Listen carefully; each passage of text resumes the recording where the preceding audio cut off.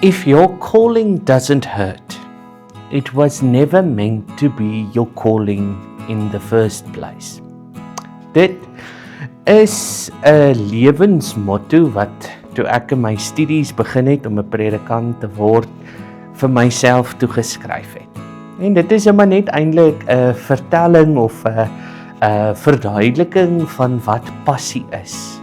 Passie is iets waarvoor jy bereid is om te sterf. Passie is iets waarvoor jy bereid is om jou alles voor te gee. Sonder om te dink wat die mense rondom jou dink, waaroor jy passievol is of nie.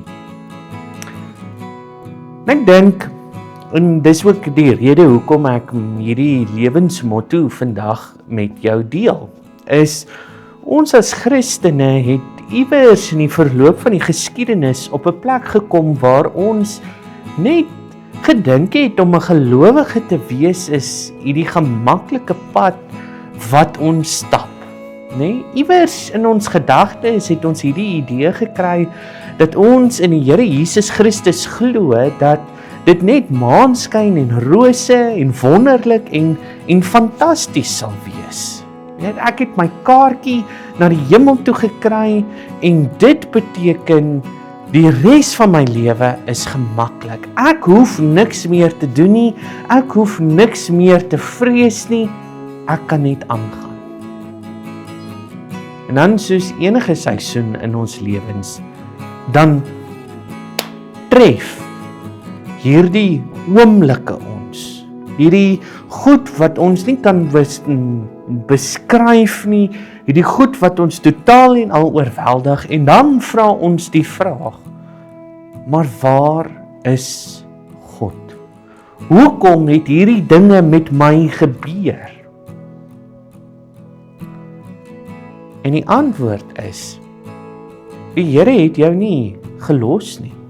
Die Here het elke keer saam met jou die pad gestap. Jy het dalk net op 'n punt gekom waar jy gedink het jy het hom nie nodig nie.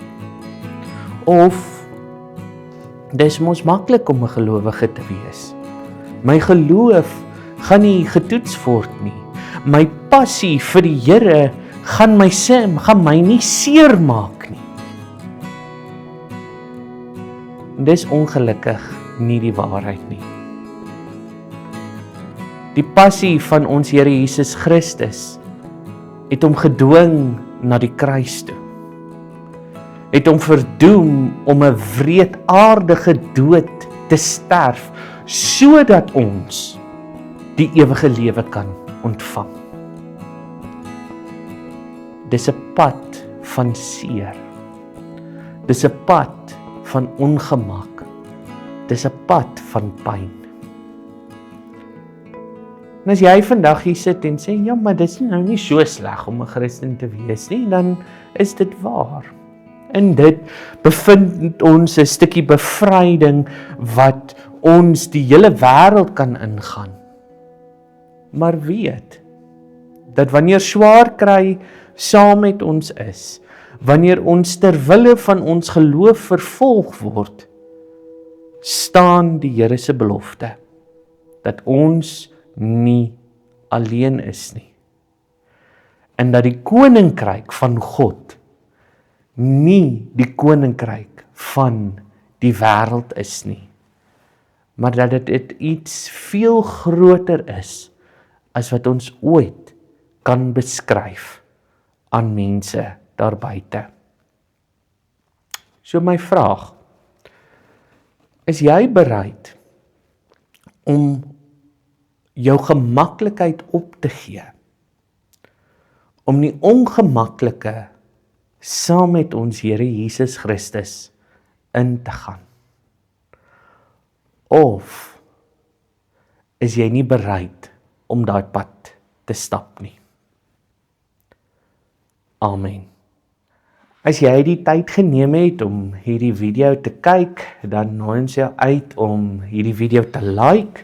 As jy 'n opinie het oor wat ek vandag gesê het, skryf 'n comment hier onder in die YouTube comment gedeelte. En as jy meer van hierdie video's wil sien, asseblief subscribe tot ons YouTube kanaal. As jy deel wil word van 'n gemeenskap wat tuis voel in die ongemaklike, wat die liefde van die Here Jesus Christus wil uitleef, dan nooi ons jou uit om deel te word van ons gemeente. As jy in die Vanderbijlpark omgewing is ons eredienste elke liewe Sondag om 9. Jy sal ons webtuiste hier in die description sien. Baie dankie dat jy die tyd geneem het om hierdie video te kyk. Tot ons mekaar weer sien. Totsiens.